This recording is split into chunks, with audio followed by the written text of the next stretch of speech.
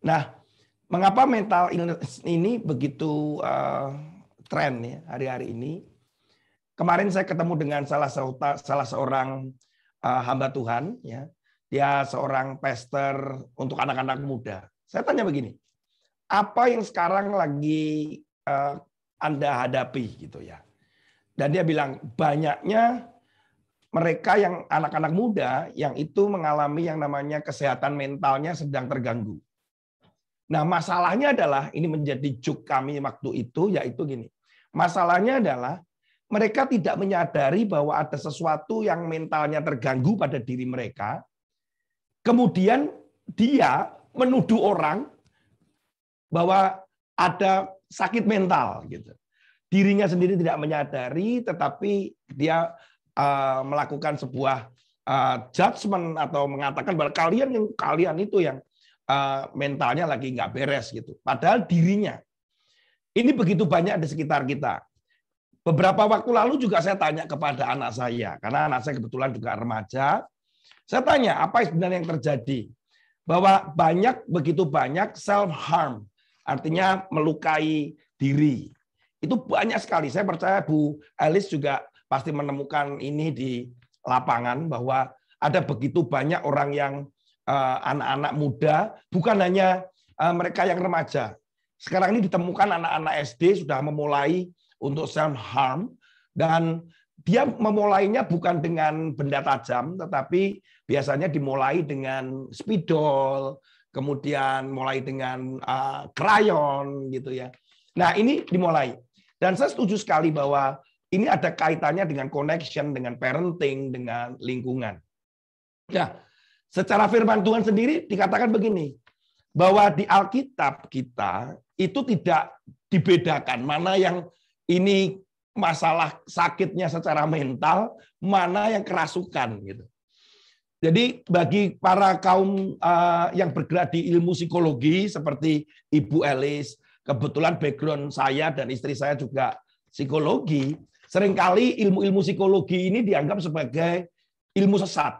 Ketika saya pertama kali memutuskan untuk mengambil jurusan psikologi, beberapa rekan pelayanan juga, itu ilmu sesat gitu. Bahkan dikatakan kamu apa siap gila gitu.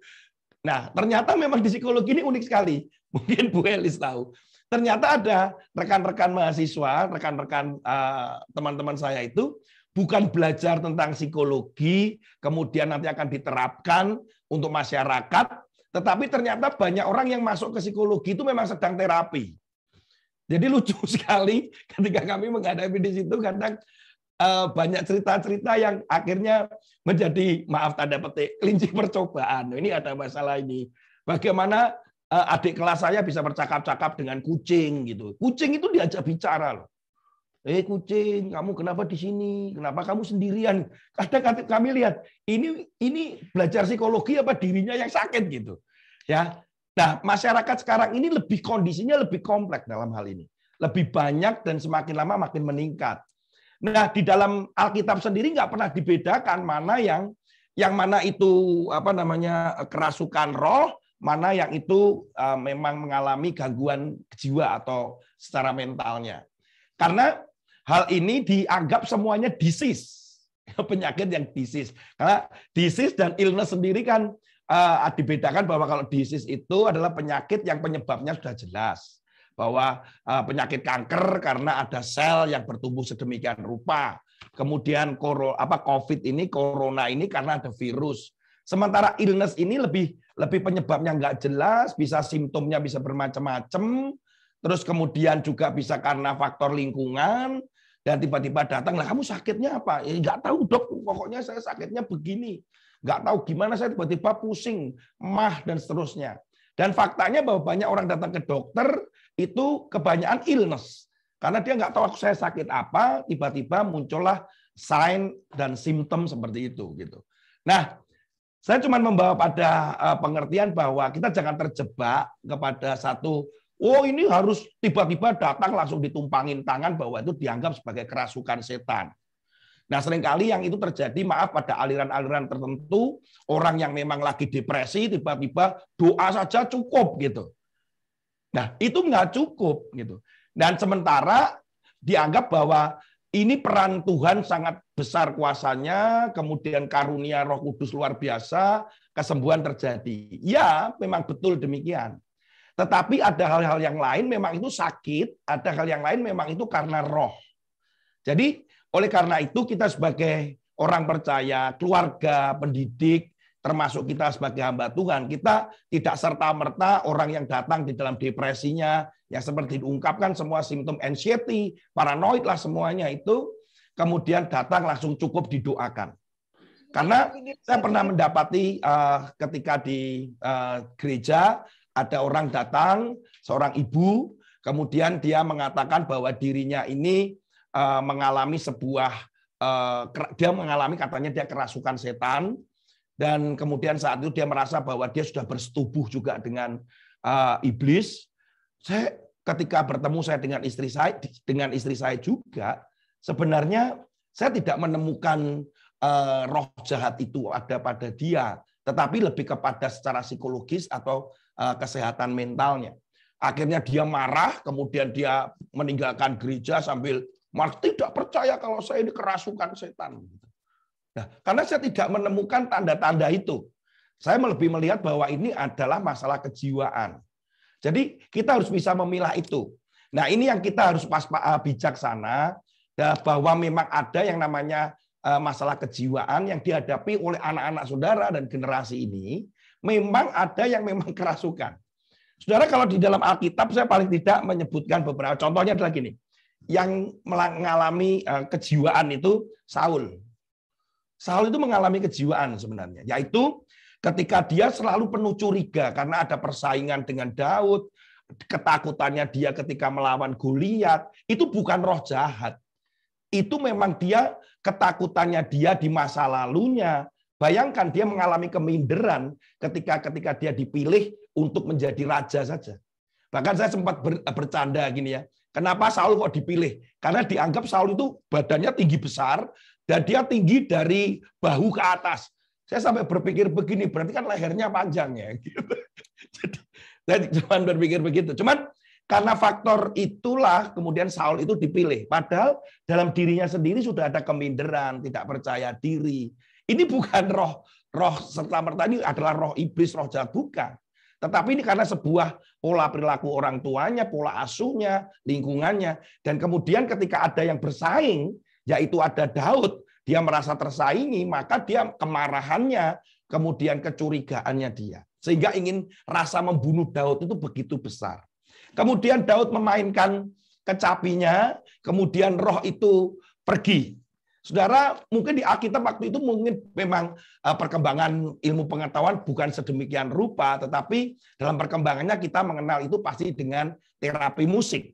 Bahwa orang mendengarkan musik menjadi lebih begini, lebih begitu. Dan saya percaya juga memang ada urapan Tuhan di sana. Tetapi bukan masalah roh jahatnya, tapi ketenangan batin daripada Saul dari musik itu yang penuh urapan itu yang akhirnya membuat dia lebih tenang. Kemudian Elia juga mengalami itu. Tiba-tiba dia mengalami depresi, keinginan untuk mati. Juga saudara kalau melihat dari perjanjian, itu kan perjanjian lama Pak Tony. Sekarang lihat perjanjian baru. Perjanjian baru adalah Epafroditus. Bahwa ini adalah rekan sepelayanan daripada Paulus. Dia mengalami tekanan pelayanan yang sangat berat, sehingga dikirimkanlah, ini bisa ditemukan di kitab Filipi, surat Filipi. Dikatakan bahwa dia dikirimkan kepada rekan-rekan yang lain, tolong dijaga, tolong diperhatikan, tolong dikasihi, tolong diterima. Karena memang Epafroditus mengalami sebuah tekanan di mana dia secara mental terkena. Saudara, hal-hal seperti ini kita tahu bahwa itu memang karena faktor mental. Sementara kerasukan setan, nah saya kebetulan, saudara, bukan kebetulan sih, karena memang saya pernah karena saya background saya psikologi, kemudian juga karena saya juga seorang hamba Tuhan, maka pengalaman untuk pengusiran setan saya juga pernah. Sehingga memang berbeda antara orang yang secara mental itu memang mengalami gangguan dengan orang yang kerasukan setan. Itu jelas berbeda. Saya pernah orang kerasukan setan itu benar-benar hal yang supranatural saya saksikan, saudara. Bagaimana dia bisa memutar-mutar di pagar yang mana itu sebetulnya nggak cukup buat tubuhnya. Saya lihat, wah ini kerasukan. Ini bukan masalah mental, ini kerasukan. Kemudian ketika dia menatap mata kita orang percaya, itu dia bisa silau, kemudian panas, saya nggak mau lihat. Nah, itu kan bukan kesehatan, itu bukan gangguan jiwa, tetapi jelas ada sesuatu di balik itu. Ketika berbicara suaranya berganti, kemudian saya pernah membacakan ayat, dia tidak mau mengulang ayat itu. Jadi pengalaman-pengalaman itulah yang membuat, oh ini memang kerasukan setan. Sementara yang lain adalah memang mengalami gangguan kejiwaan. Jadi saudara kekasih di dalam Tuhan, Bapak Ibu sekalian, ketika kita menghadapi anak-anak di generasi ini, jangan terburu-buru bahwa kamu pergi aja ke pendeta, didoakan beres. Belum tentu. Karena juga tidak mereka perlu pendampingan, perlu orang tua, dan perlu juga komunitas yang sehat. Mereka perlu koneksi, mereka hubungan sosial yang baik. Mereka juga diterima dengan tangan terbuka keadaan mereka. Saya setuju dengan pendapat Ibu Elis bahwa ketika connection itu terjalin dengan baik, sebenarnya masalah-masalah adiktif dan sebagainya itu sangat diminimalkan. Saya mengalami di anak-anak saya dan mengalami ada yang di lapangan saat ini dan hari-hari ini. Saudara kekasih dalam Tuhan, semoga mungkin paparan saya sedikit, nah supaya banyak tanya jawabnya, ya supaya kita bisa saling mengisi satu dengan yang lain.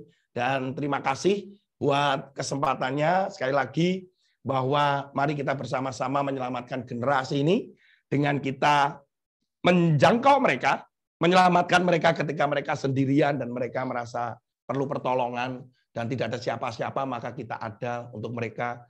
Untuk menghadirkan Kristus di dalam hidup mereka, muridkan mereka, mentor mereka dengan routing itu, kemudian mari dampingi mereka juga untuk kita rilis, untuk menjangkau, memenangkan lagi, memuridkan lagi generasinya. Tuhan Yesus memberkati. Haleluya.